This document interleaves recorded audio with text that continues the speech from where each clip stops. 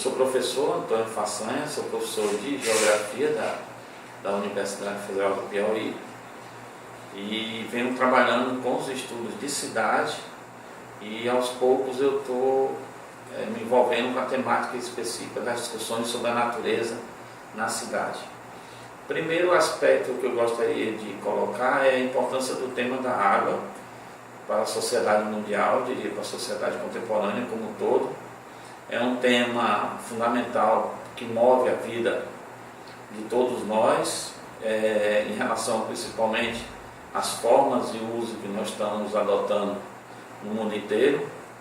Os países como um todo, independente do local onde ele estiver e do continente que ele estiver, tão preocupado com essa problemática e fazendo todo o esforço no sentido de achar saídas e estratégias para o melhor convívio da sociedade com a questão da água.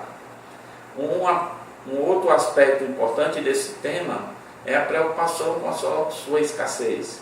Então, devido ao consumo e à forma de vida da sociedade moderna, uma utilização muito excessiva da água coloca um limite para ela em relação ao presente, em relação também aos nossos reservatórios, em relação ao futuro. A outra, eu acho que um aspecto importante ainda da água é a tentativa de pensarmos estratégias de diversos usos, ou seja, já não dá mais para nós termos as mesmas práticas do passado, em relação ao nosso cotidiano principalmente. Então eu queria só ressaltar inicialmente que é um tema riquíssimo, que não é um tema específico de uma área do conhecimento, da geografia, da história. Ele é um tema hoje também trabalha com a perspectiva da engenharia, da economia, e cabe também à própria sociedade, através dos movimentos sociais, das entidades de classe, também contribuir para esse debate. Um aspecto que eu gostaria de colocar para a gente seria especificamente sobre o olhar de quais dimensões seriam importantes para a gente discutir a relação da água, mas principalmente a questão dos rios. E aqui eu trago para uma preocupação, diria, para o Piauí. Como é que nós poderíamos fazer essa discussão dos rios para o Piauí? Eu trago aí algumas dimensões para reflexão. A primeira dimensão que eu acho que é a dimensão histórica. Essa dimensão histórica, ela tem a ver com o Piauí pela sua própria ocupação territorial, a importância dos rios, a exemplo do Rio Piauí, Canindé e o Rio Parnaíba.